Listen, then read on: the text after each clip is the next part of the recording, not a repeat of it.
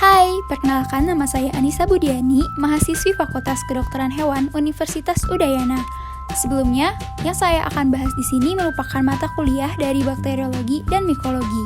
Di sini, saya akan mencoba membahas mengenai apa saja faktor-faktor yang mempengaruhi pertumbuhan atau perkembangbiakan bakteri.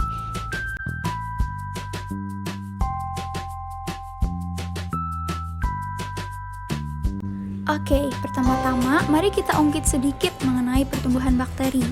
Di sini terdapat dua macam pertumbuhan pada bakteri, yaitu secara individu dan secara populasi.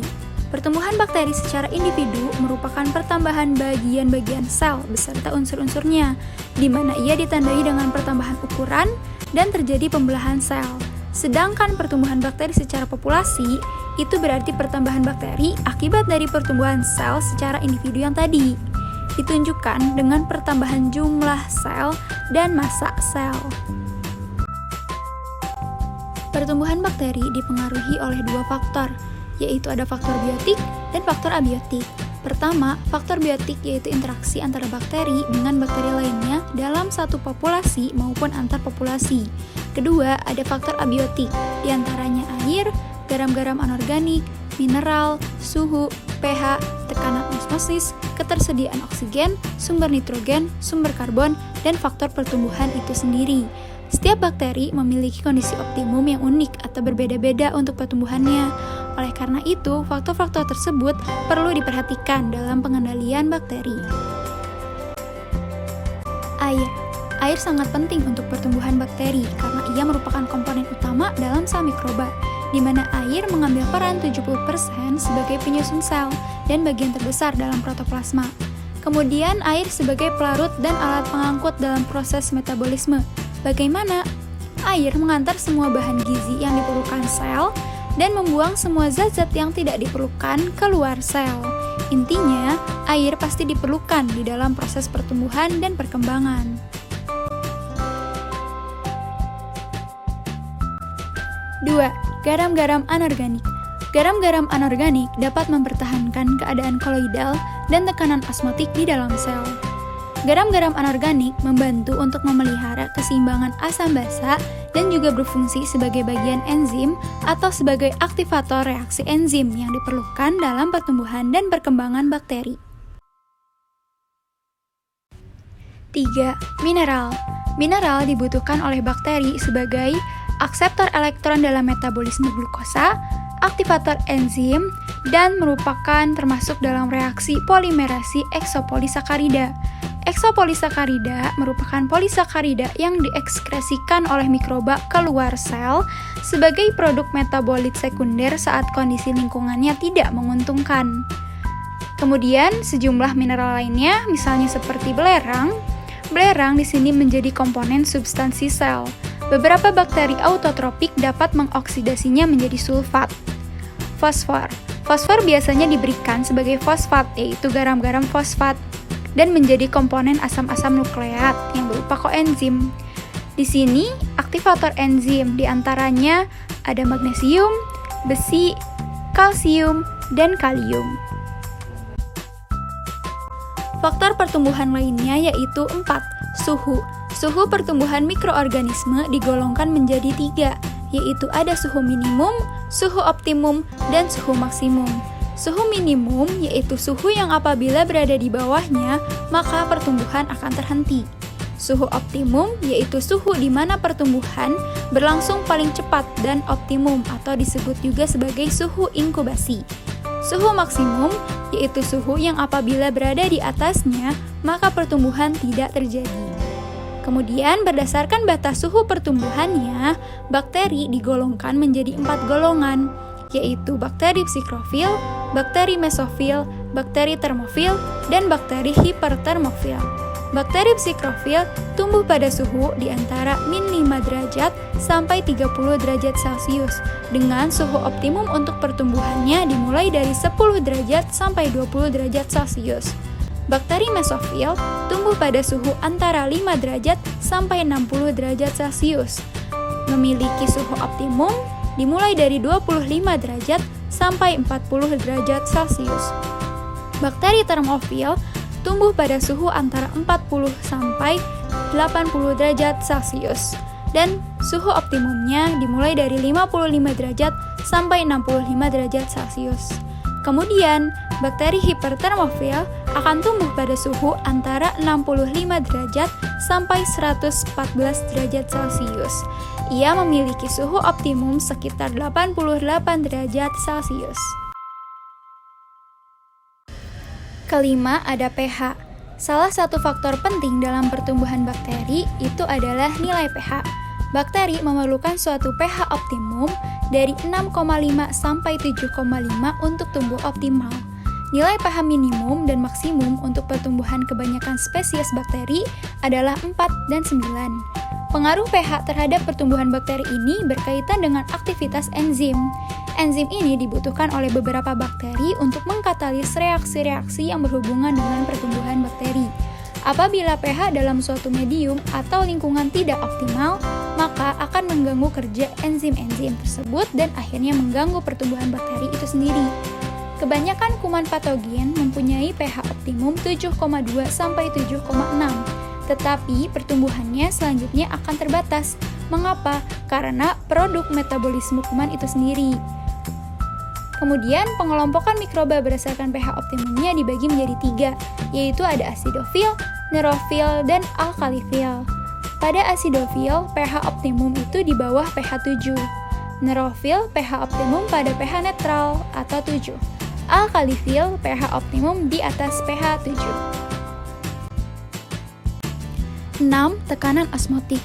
Kelompok bakteri berdasarkan kebutuhan ion dan tekanan osmotik dibagi menjadi halofilik dan osmofilik, di mana halofilik memerlukan lingkungan yang berkadar garam tinggi untuk hidup, misalnya laut mati, dan contoh bakterinya di sini ada Halobacterium. Dan osmofilik memerlukan tekanan osmotik yang tinggi untuk pertumbuhannya. Pada tekanan osmotik, mikroba dalam larutan hipotonis akan mengakibatkan plasmoptosis. Sedangkan mikroba dalam larutan hipertonis akan mengakibatkan plasmolisis. Selanjutnya yang ketujuh yaitu ada ketersediaan oksigen. Berdasarkan keperluan akan oksigen, kuman dibagi menjadi 5 golongan. Karena bakteri anaerob sendiri itu terdapat 3 macam. Jadi yang pertama ada bakteri aerob, bakteri mikroaerofil, bakteri anaerob obligat, bakteri anaerob fakultatif, dan bakteri anaerob aerotoleran. Yang pertama, bakteri aerob, dia hanya tumbuh jika ada O2. Sedangkan pada bakteri mikroaerofil, dia tumbuh baik jika O2 dalam jumlah sedikit atau tekanan yang rendah. Karena tekanan O2 yang semakin tinggi itu hanya akan menghambat pertumbuhan. Pada bakteri anaerob obligat, dia tumbuh tanpa O2, karena O2 ini dapat bersifat toksik terhadap golongan kuman ini. Bakteri anaerob fakultatif dapat tumbuh baik, ada O2 ataupun tidak. Selanjutnya bakteri anaerob aerotoleran, dia tidak terpengaruh oleh O2. Jadi bakteri ini tidak mati dan tidak tumbuh dengan adanya oksigen. 8. Sumber nitrogen. Nitrogen digunakan oleh organisme hidup untuk menghasilkan sejumlah kompleks organik molekul seperti asam amino, protein, dan asam nukleat.